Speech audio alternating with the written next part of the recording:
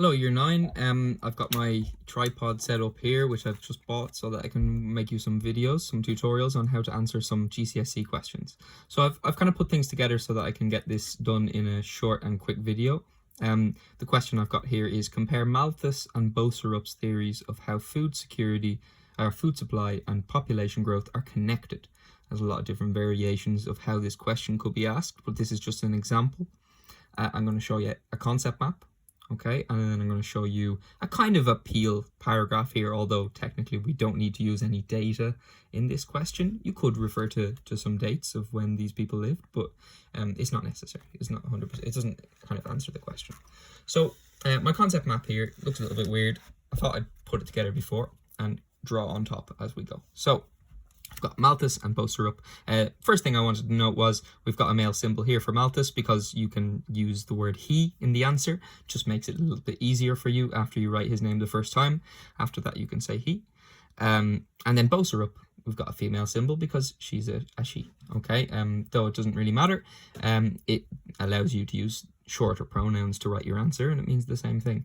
So I've got two graphs here to show how food supply and production are connected to population growth in each theory. So I'm going to start with Malthus's theory.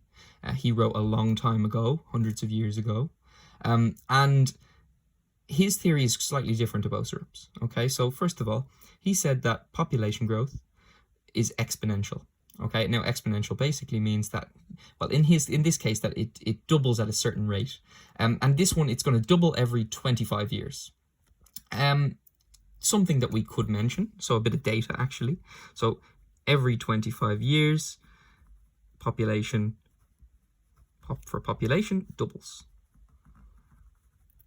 Now that's geometric or exponential growth. Okay, I've got that up here, geometric growth. And you can see that happening, that it is getting much bigger over time. The further time goes on, the growth is it's not stable. It begins to rise dramatically. We've also got food supply and food production. Now I've got them in different colors so we can tell the difference. Okay. Now with food supply, basically they're going to say that this continues to grow at the same rate, and that eventually there'll come a point where it becomes dangerously close from this arithmetic, not geometric, growth of food supply. It becomes dangerously close to a lot of people becoming food insecure, and this thing called famine happening. I'm just going to put that word over here for your notes. Famine, where you don't have enough food to feed your population, and a lot of people die from things like malnutrition, malnourishment. Okay, we can put a couple of other ideas down there, but I'll put malnourishment very quickly. So you have a couple of keywords that you can refer to here. Okay, so that's one of the potential things that Malthus said could happen and would likely happen until it got to a point where the population fell down again. Okay, so that is Malthus's theory on what would happen with food. Now, I'll leave this for a bit and I'll just talk a little bit about what else Malthus said. So Malthus said that there was these things called positive checks. Positive checks are nature's way of saying your population is way too big and it needs to go down so that you can feed your population and that you're not overusing resources. Okay, so some of these positive checks might be war. All right, another thing might be disease, which we can see is happening. Both of these are happening around the world right now. Okay, war is a natural process. It happens because there is not enough resources on this planet for a population growing at our rate. Okay, so that is just the natural thing that will happen with any type of being. Okay, and then disease. In this case, something like COVID is happening, and people are connecting COVID to the fact that populations, like the Chinese population, was growing at an outrageous rate. And of course, that would lead to some of the preventative checks. These are people's human checks, human things where we try to stop the population from growing. And an example of that is the Chinese one-child policy.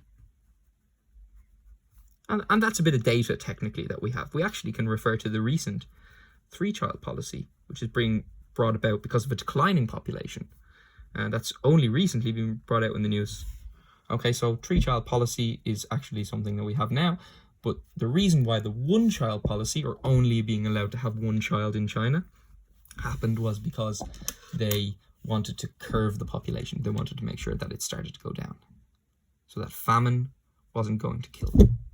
Okay, now, Boserup. Boserup has a different theory, and he basically says that population, of course, the growth is exponential, but what will happen is, rather than the population dropping down, just because food is becoming dangerously low, let's say food is here, supply is going up, it begins to slow down, but what happens is it goes up again because people figure out a way to improve the technology that they have, to improve, make advancements in farming. And he basically takes a more optimistic approach and says that rather than the population being affected, people will find a way. Naturally, people will find a way. So innovations that they might have made, or advancements in farming that they might have made, would be seeds that are more resistant to changing climates. We might put that down here. Of course, climate change being a big issue at the moment, so seeds that are resistant to changing climates could be something that is very important in the future. Another thing that we made a long time ago were things like irrigation, or being able to water the land. Even if it didn't rain too much, you could find the water somewhere else, in a river, in a lake, and you could irrigate the land, or you could water the land. Okay, so I'll just put water here. Okay, and there was many other things that they invented, like actual technology, okay, like tractors, make it easier to get around and transport your food. And of course, you can talk about things like improved infrastructure of transport.